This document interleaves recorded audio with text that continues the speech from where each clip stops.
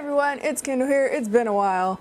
Been quite a while since the last time we read about the love that Namjoon feels for me. If you have no idea what I'm talking about, this is a reading of the fan fiction that a subscriber made. Today we're just reading 7 and 8, and I'll try to do these more often so that we can get caught up, guys. Sorry. I say that and I'm about to go to Korea. Yeah, I'm totally not doing it the entire time I'm in Korea. So we'll talk. We'll see what happens. Come on. Before we get started, if you haven't seen any of the other chapters, I will link that playlist up here, and it'll also be at the end of this video. So if you want to hear what's going on with this thing, then yeah. Chapter 7 starts off with Kennie's point of view. Jesse is pacing back and forth in front of me. So let's get this straight. You had birthday sex with Ratmon, and you've been catching feelings at the same time? This is not the Kennie I know. Girl, did you at least use protection? Of course. I didn't even read that, but I'm sure that's what I said. Yes, of course. Come on, be safe out there. Safe in these streets, guys. The least you can do. She plops down on the couch, huffing loudly. Kennie, I just don't want you to end up like me when I was younger. Even though I'm better now, I still hold that regret. The regret she mentions refers to her abortion. She wasn't ready. Oh, where are your commas, girl? I'm sorry. She wasn't ready, and neither was Gray, her boyfriend at the time. They were both young stars, and their careers had just started, and it was a big decision, but she chose fame instead of motherhood. But now she regrets it. I watch as a single tear streams down her face, and she quickly wipes it away. Kennie, just focus on your music if you can. I'm just trying to look out for you. As I sit in the studio, I reflect on that night. Man, I was really messed up, but he sure knew what he was doing. I pause and laugh at myself. Me and Ratmon, an item. I sigh at a blank sheet of paper while biting my lower lip.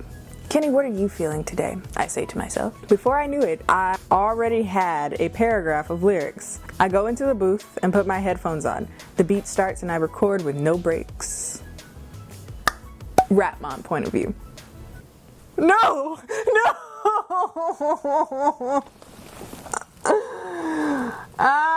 It's so uncomfortable. If I can have her one more time, I'll be a satisfied man. But I think that's not gonna be even possible. She hasn't texted me, and I haven't texted her. So far, Big Mouth Jimin hasn't told the guys, so I'm playing cool. Man, Kennie's party was crazy, Jungkook says. Everyone nods in agreement. I miss Kennie. I wonder what she's up to, Suga says with a sigh. I'm guessing music as always, Jimin says. She seems like she's a workaholic type. I bet Rap knows, since he was the last one to see her, Jimin says with a grin. Oh really, tell me more, Suga says. I deeply sigh. Just so Big Mouth won't get the honor, me and Kennie had a one-night stand.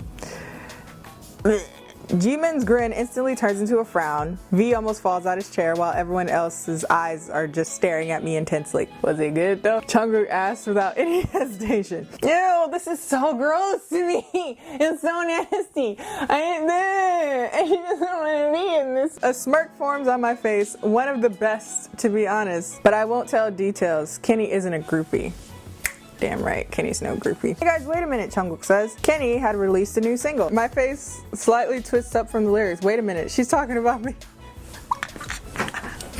Wait, the single was called One Night Stand, Jungkook says, looking at his phone. Then he laughs. At least she's not bashing you. He's right, but I don't want to be known as a one-night stand to her. I will have her again, slowly but surely. I grabbed my phone and my jacket. My destination was none other than Kennie's place. Shocker. Keep the boys to the yard. That milkshake, yay. I enter the building and knock a couple of times. No one answers until I turn around to see her. Namjoon, why are you here? She says in Korean. Namjoon, 왜 여기 있어? Like, I assumed all of our conversations were in Korean, so I don't know why 갑자기 I had to do that. Okay. She asks in Korean while holding a cup of coffee in one hand and her keys in another. I look around awkwardly. Just came to visit and to prove something. That I'm not a one-night stand. She instantly laughs at my words. That's really accurate. That would be my response. Oh my god. Well, sorry. I mean, that's what it was, and it will never happen again. Namjoon, please move. I'm not the one to play games. Make me, I challenge her. She hits me and knocks me out of the way with her hips. Pretty accurate. They're not just aesthetically pleasing, they are a weapon. And unlocks her door and tries to close it, but I step my foot between the gaps of the door. If you don't move your foot, I'm gonna crush it and you will never dance again. I slide my foot out and she slams the door in my face. She's so violent and headstrong. I like that. That was That was rough, guys. That was really rough. Oh my god, but I promised 2 chapters, so here's chapter 8. It starts off with Kenny. I spend my sweet time sipping on my coffee while Ratman annoyingly is rapping / singing Drake lyrics outside of my door. That's hilarious. Is he serious right now? I stare through a peephole and deeply sigh. I low-key want him to come in, but I don't want to look like I'm weak. Like he's having a full-on performance and I don't want my neighbors to find out that Ratman of BTS is serenading outside of my door. So out of desperation, I unlock the door and pull him in. You're inside now, happy? No, he says with a smirk and proceeds to smash into my lips. I push him off. Wait a second. I'm not some girl you can just... and leave. The feeling is mutual, he says, wiping my lipstick off of his lips. Girl, I'll use tent, he'd be good. I make jokes to help this awkward situation for me, I'm sorry. He says, wiping my lipstick off of his lips while intensely staring into my soul. Kenny, come on. I know you feel the same. I can tell by your body language. Well, you're seeing wrong. So I deeply sigh, turning my head, but he turns me so that I'm facing him. Don't fight the feeling. I know you feel the same way. He was right. This wouldn't have happened if I didn't indeed have something for him. I roll my eyes and he surprisingly gets ready to leave. Where are you going? I ask, feeling weird about him leaving abruptly. He shrugs. You wanted me to leave, right? I look at him unfazed. Yeah, go ahead. Go ahead. It's cool. It's whatever. Like, I wanted you to leave, so like... you're all up in my space right now. He shrugs and closes the door behind him. Not even 5 seconds later, I find myself rushing after no! Kenny! You better than this. You don't chase nobody. You replace God. He shrugs and closes the door behind him. Not even 5 seconds later, I find myself rushing after the door. Namjoon. He turns around with a wide, innocent smile. All right, Ratman. I breathe heavily. Oh! Ew! I breathe heavily after releasing. What a terrible word for that. And I lay on top of her. Is this the part where I ask, like, what are we? Or, like, that's funny. That was funny. Fanfiction, Kenny. That was cute. She says sarcastically. I lift myself up and kiss her forehead.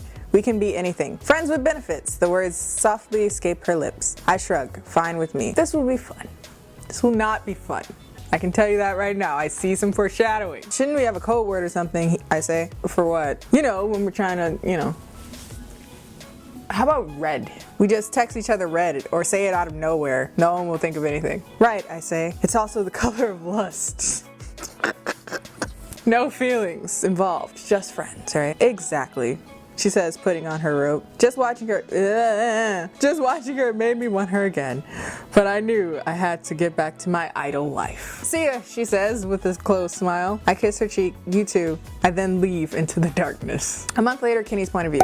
While I'm in the studio laying down a few more tracks, you know, dropping them bars, I get a text from the one and only Ratman. Ew, I have him as Nom Nom. Really? Is that what we're doing now, Kenny? We're gonna refer to him as Nom Nom? Gross. Code red. And like 2 crying emojis. I sigh and shake my head while texting back. What are these emojis next to my name? I just felt my vagina shrivel into itself and die. Sorry, it's that time of the month. He instantly texts back, Mother Nature's curse. Let me know when you're normal again. I send him a thumbs up and he replies, hey, wanna get something to eat? With me and Sugar, I know you're hungry. I'm at the studio, pick me up in 30. When the ride arrives, I get in to only see Ratman. Where's Sugar, I say. He passes me, that's funny. He passes me a candy bag full of sugary snacks. Nah, fam, you just lied to spend time with me. There was no sugar in the first place. He laughs. The only time I really see you is when I wanted to spend normal time with my friend. I smack my lips and smirk. Okay, Mr. Code Red. The timeout was cool and surprisingly peaceful. Even though my insides were screaming from time to time, I should have took some Midol before I left. Ratman showed a strange side of himself that I'd never seen before. A caring side. I heard ginger tea helps. Drinks this. He says, lifting the cup for me to sip. This is actually really good. One of the best I've had. I squint my eyes at him in suspicion. He holds in laughter. What? You're being nice.